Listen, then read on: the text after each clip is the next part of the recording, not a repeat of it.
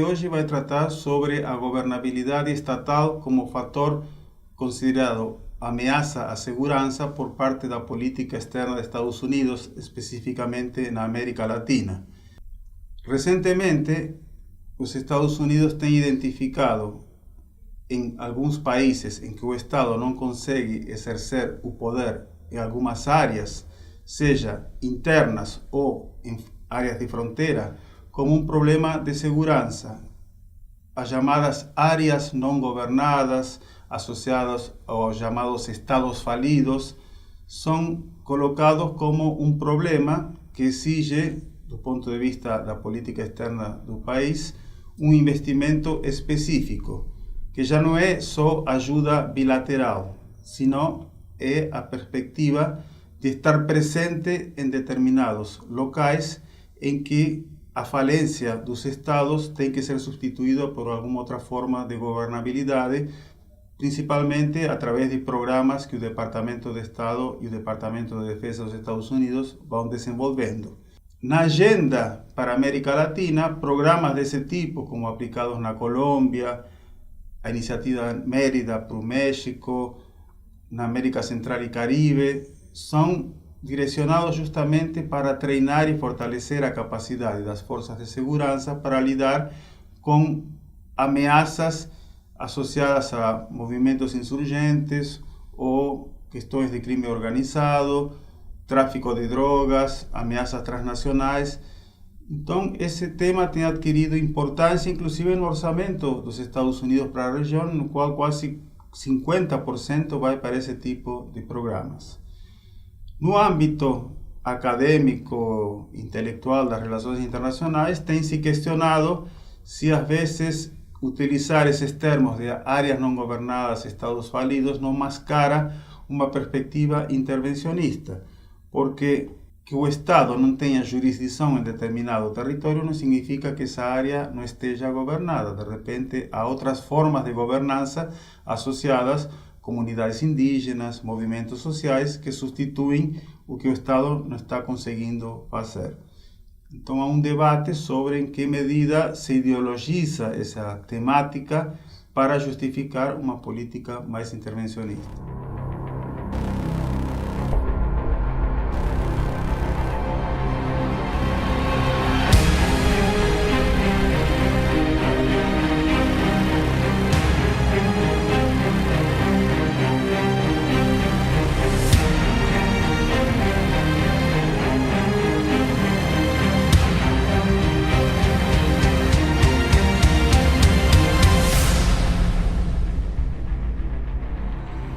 Para discutir esse assunto, temos duas convidadas que são especialistas no assunto. Luisa Mateo, que é pesquisadora do IEI e doutoranda em Relações Internacionais no programa Santiago Dantas da Unesp, Unicamp e PUC São Paulo, além de professora da Uniso, que vai tratar a perspectiva dos Estados Unidos, em que aparece um binômio entre a ideia de segurança nesses espaços chamados não governados e políticas de desenvolvimento, principalmente através da Agência de Desenvolvimento Internacional, a USAID. Então, Luisa vai trazer para nós a perspectiva desde os Estados Unidos. Marília Souza, que também é doutoranda do programa Santiago Dantas de Relações Internacionais da Unesp, Unicamp e PUC São Paulo, pesquisadora do IEI e professora da Universidade de Anhembi Morumbi, ela vai trazer a perspectiva no âmbito intelectual, acadêmico das relações internacionais, de como se vê essa ideia de áreas não governadas, black spots, estados falidos, se é meramente uma questão associada a interesses nacionais de determinados estados ou é uma realidade que entra também no radar da teoria e pesquisa das relações internacionais. Então passo agora a palavra para Luisa e depois para Marília, lembrando que na segunda parte do programa cada uma vai apresentar a sua perspectiva individual. Nessa primeira parte é sempre trazer de forma sistemática uma visão divergente. Obrigado, Luisa, pela sua presença e passo a palavra para você. Obrigada, professora Hebe, pelo convite. para poder falar um pouquinho sobre a agenda dos Estados Unidos, sobretudo para a nossa região latino-americana. Então, o que se observa no tocante à temática das áreas não governadas é que, sobretudo após os eventos, né, terroristas de 11 de setembro, há uma preocupação maior por parte dos Estados Unidos, né, em verificar quais são os estados que realmente, como eles dizem, né, em processo de falência, estados frágeis, que não conseguem, de fato, exercer uma governança completa no seu território, controlar as fronteiras, né, ou mesmo garantir à sua população uma cobertura mínima dos serviços sociais básicos, gerando as chamadas áreas de baixa governabilidade ou as áreas sem governança, né, as áreas não governadas, nas quais o grande problema de segurança é justamente a presença e a atividade dos chamados atores ilícitos, né? Esses atores ilícitos que podem ser desde criminosos locais até criminosos com abrangência e atuação transnacional ou mesmo grupos terroristas, né? Que têm também sua atuação transnacional. E para a região latino-americana, sobretudo, a grande preocupação é com o crime organizado, principalmente aquele ligado ao tráfico de drogas. Então essa tem sido o grande foco da política dos Estados Unidos para a região, né? Isso pelo menos desde os anos 2000. A política dos Estados Unidos para as áreas não governadas, ela está difusa, né, em várias agências do governo, mas sobretudo o Departamento de Estado e a Agência para a Promoção do Desenvolvimento, como o professor mencionou, e também o Pentágono. E essas políticas, elas estão ancoradas na percepção de que a promoção do desenvolvimento e a defesa dos interesses de segurança são dois elementos que não podem ser dissociados. Justamente porque as áreas não governadas são caracterizadas como áreas em que o desenvolvimento é muito baixo, né? E esse desenvolvimento baixo no sentido econômico, mas também no sentido institucional, é que justamente propicia o exercício desses chamados atores ilícitos. Então, a perspectiva dos Estados Unidos é de promover políticas bilaterais e multilaterais na região que possam aumentar os níveis de governança, aumentar a capacidade dos estados na região, né? Então, como o professor mencionou, algumas políticas mais volumosas, como o Plano Colômbia, a Iniciativa Mérida e as iniciativas de segurança para a América Central e Caribe, mas também outras iniciativas menos volumosas, mas bastante significativas do ponto de vista de investimentos para países menores, como El Salvador, Guatemala, Honduras, que são países com um alto índice de violência e são rota também para o tráfico de drogas nas Américas. Tem como destino final justamente o mercado consumidor norte-americano. Então, a importância de entender a perspectiva dos Estados Unidos sobre o assunto, temática das áreas não governadas e da fragilidade dos estados, é justamente pelo volume bastante estável de investimento dos Estados Unidos em programas de ajuda externa para a região. Sejam esses programas mistos em que há investimentos econômicos e também na área de segurança, ou aqueles outros investimentos mais voltados, por exemplo, para a área humanitária, como é o caso do Haiti, que na região é um grande também receptor de ajuda dos Estados Unidos. Então, uma gama muito grande de países que são receptores de ajuda externa e que tem, na parceria com os Estados Unidos, um grande apoio para reformas nos planos econômico, no plano social e também no plano institucional, por exemplo, reforma do setor judiciário, etc., inclusive reformas e redefinições no plano de segurança pública e também no aspecto militar. Então, acho que essas seriam algumas das contribuições na leitura das estratégias dos Estados Unidos para a região.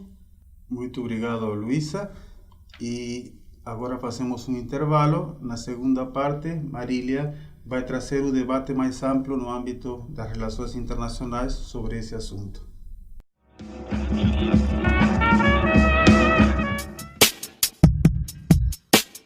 O espaço virtual Sem Diplomacia divulga análises e comentários polêmicos sobre eventos internacionais. Ele é uma parceria entre o Instituto de Estudos Econômicos e Internacionais e a Assessoria de Comunicação e Imprensa da Unesp. Suas fontes de referência são jornais, revistas, blogs, sites especializados, ONGs e outros meios em que o posicionamento dispensa o consenso da opinião pública. Ele debate a conjuntura internacional a partir de visões dos grandes meios jornalísticos, justamente porque vão direto ao ponto, sem rodeios, sem diplomacia. Seus artigos levam o mesmo título da fonte de origem, acompanhado de uma síntese explicativa sobre seu conteúdo e o link para acesso à versão completa. As análises da equipe do Sem Diplomacia ou de colaboradores externos são publicadas nas seções Opinião e Podcast. Os programas de debate discutem em cada edição as diferentes opiniões da conjuntura internacional. Seus videocasts trazem as análises da equipe sobre fatos de relevância internacional.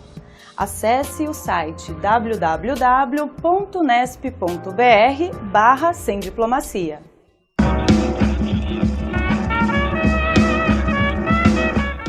Nessa segunda parte, Marília Souza vai apresentar a perspectiva no âmbito das relações internacionais.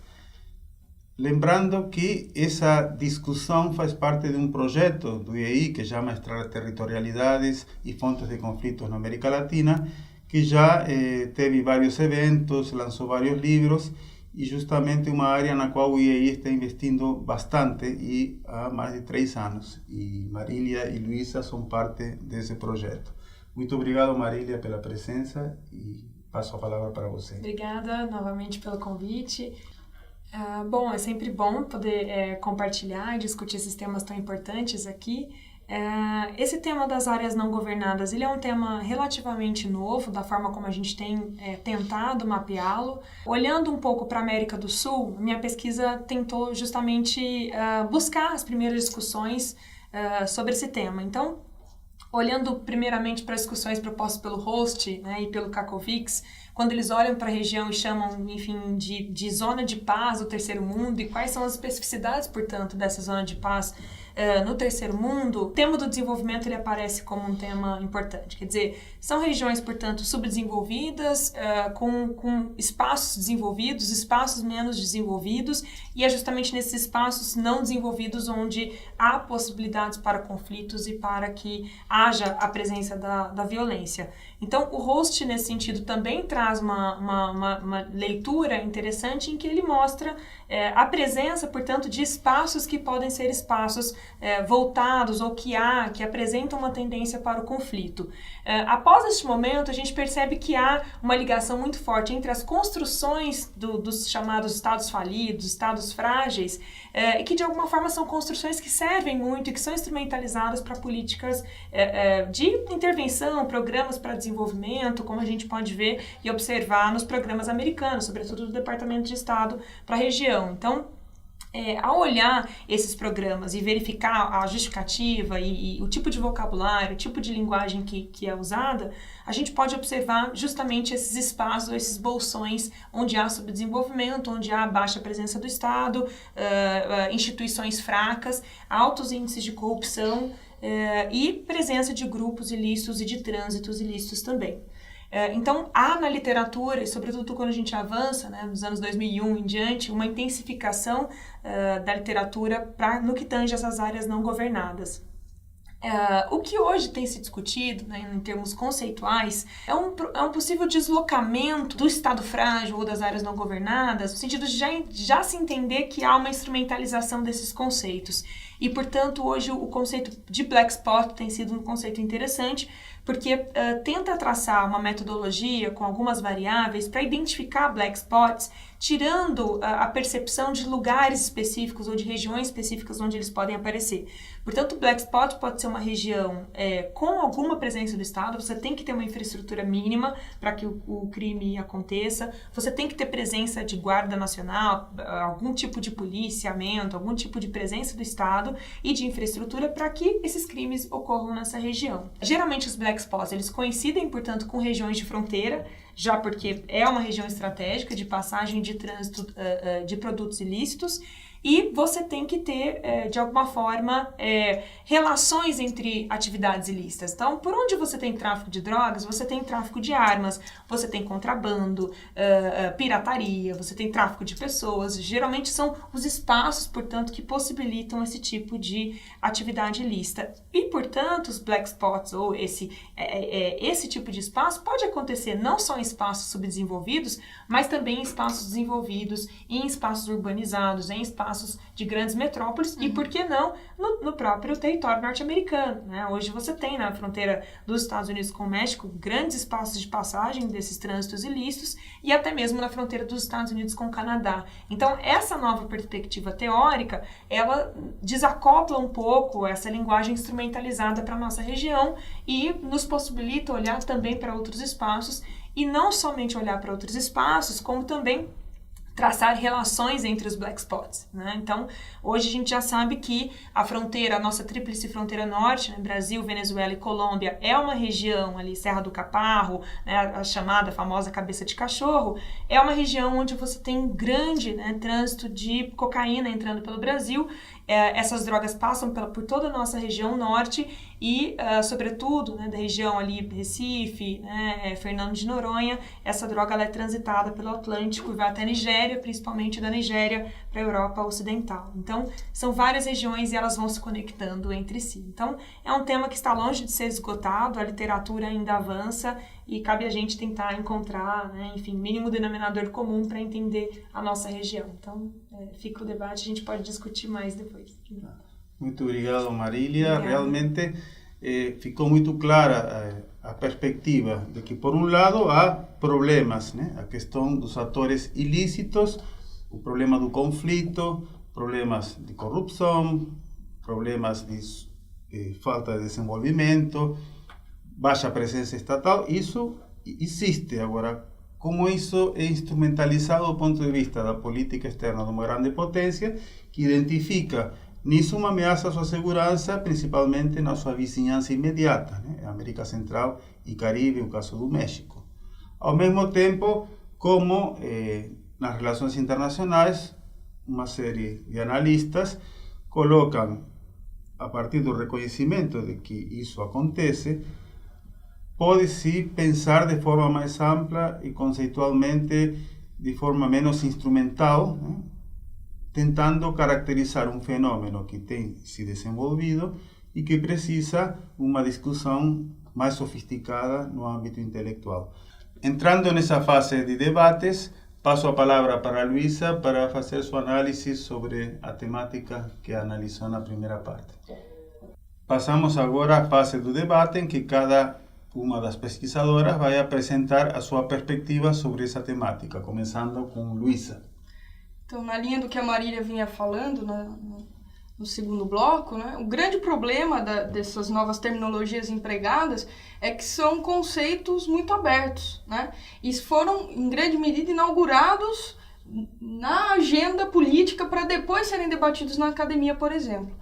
Então, o próprio conceito de Estado falido, que começa, né, lá na década de 70 a ser utilizado e que depois dá origem, né, se desmembra uma série de outros conceitos, como o próprio Estado colapsado, Estado fragilizado ou as áreas não governadas, são conceitos ainda muito abertos e acabam sendo utilizados de fato pela política externa das grandes potências, e aí não só dos Estados Unidos, mas outras grandes potências ocidentais, né, para gerar uma margem de manobra muito maior, né? Então, na medida em que você identifica um Estado como não sendo capaz de gerir os seus assuntos internos, você abre uma discussão sobre a própria condição soberana desse Estado e legitima uma postura mais intervencionista, por exemplo, do ponto de vista dessas grandes potências. Então, eu acho que o papel da academia é buscar o emprego dessas novas terminologias e problematizar de fato esse emprego e a forma como a gente deve ou não, né, rubricar, né, assinar embaixo desses novos problemas que estão sendo adotados. E da mesma forma, a questão do eixo, né, o nexo segurança e desenvolvimento, que acaba sendo muito instrumental também a política das grandes potências, que por vezes utilizam, né, uma agenda, por exemplo, de desenvolvimento como sendo subsidiária ou que serve à agenda de segurança, né? Então, você dá uma roupagem, por exemplo, humanitária, uma roupagem de promoção da economia, né, do desenvolvimento econômico nesse país, quando de fato você está apoiando uma determinada política, por exemplo, de militarização do combate à produção e ao tráfico de drogas em países na região. Então, são temas que precisam ser melhor entendidos, né, para que a gente consiga, de fato, lidar com esse problema e com esse ator tão relevante que é os Estados Unidos para a nossa região latino-americana. Muito obrigado, Luísa, e passo a palavra para Marília. Eu concordo com a Luísa no sentido de que o conceito precisa ainda avançar, né? Cabe à academia justamente criar conceitos e tentar pensar, até para tentar criar uma endogenia, né? Criar conceitos que, portanto, façam sentido, sobretudo para a nossa região. Acho que essa também é o papel da academia. Portanto, quando a gente discute sobre os black spots, né, é interessante porque os black spots tentam, de alguma forma, tirar esse conteúdo carregado de teor político que os failed states, os estados falidos, os estados frágeis têm. Então, a ideia do black spot é um espaço com baixa governabilidade, com baixa presença institucional, onde há a presença de grupos ilícitos e atividades ilícitas, que pode ser, portanto, desde, como você bem colocou, criminosos locais, crime transnacional, então passagem transfronteiriça, ou usar aquele locus para atividades, por exemplo, ligadas à guerrilha ou até mesmo em outras regiões ligadas ao terror. Então, essa é a definição do black spot. O que é muito interessante, porque, portanto, o black spot não estará apenas conectado a espaços subdesenvolvidos, mas sim pode também estar em outras regiões, o que portanto, desloca um pouco a agenda, né? É necessário, portanto, olhar para as relações que se estabelecem entre os black spots, e, portanto, chamar outros atores à responsabilidade para lidar de forma conjunta e de forma concertada, né, para lidar com os problemas de forma comum. Então, como que um black spot, por exemplo, na fronteira da Colômbia com a Venezuela, se conecta hoje com as passagens que você tem pelo Triângulo Norte da América Central e sua posterior entrada via México ou via Canadá no território norte-americano. E assim você chama, portanto, outros atores a debaterem de forma conjunta. Então, instituições locais, sobretudo para pensar o contexto e o paradigma da segurança na América do Sul, como a Unasul, né, com seus conselhos de defesa sul-americano, ou para pensar a delinquência transnacional, ou o Conselho Mundial contra as Drogas, são iniciativas institucionais muito importantes e inovadoras para lidar de forma conjunta contra esses problemas. De alguma forma, portanto, o black spot, ele traz uma abrangência analítica que nos possibilita olhar de forma mais pragmática para esse tipo de problema. Ou seja, por mais que haja desenvolvimento, por mais que se avancem os programas sociais, a presença estatal, mas não só estatal no sentido militar, mas também com iniciativas importantes no âmbito econômico e social, talvez não seja capaz de controlar ou de diminuir completamente passagem de crime, passagem de produtos ilícitos numa determinada região. Por que isso acontece? Né? Quer dizer, qual que é o posicionamento em termos de produção, né, mundial, e aí isso inicia, portanto, também uma agenda. Né? Vamos pensar qual é o papel da nossa região diante do problema mundial das drogas. Né? O problema é que nós somos uma região, sobretudo produtora, né, onde alguns países, os mais frágeis, portanto, nessa cadeia, e as comunidades mais frágeis estão ligadas à produção da folha de coca, né? Então são os mais agredidos pelos programas de pulverização, pelos programas de militarização dessas regiões, sobretudo comunidades na Bolívia, na Colômbia, no Equador, e a partir disso as regiões trânsito e as pessoas que se conectam com esse trânsito, Brasil é um deles, Argentina, Paraguai, são também as comunidades mais vulneráveis nesses espaços. Então, olhar a partir dessa concepção do espaço nos possibilita também averiguar quais são as comunidades de resiliência, quais são as comunidades mais afetadas por esse fenômeno, que é um fenômeno transnacional. Então, por isso que é interessante. Qual é a relação que se estabelece entre elas? Né? Muito obrigada. Muito obrigado. Nós tivemos duas visões muito claras, né? Tanto a primeira parte como agora no debate. E para quem tiver interesse, todas essas análises, tanto da Marília como da Luísa e outros pesquisadores do IEI, estão na nossa página, na parte vinculada aos projetos. Inclusive já houve 3 livros publicados, 2 no Brasil e nos Estados Unidos, vinculados a esse projeto. Agradeço e até o próximo programa.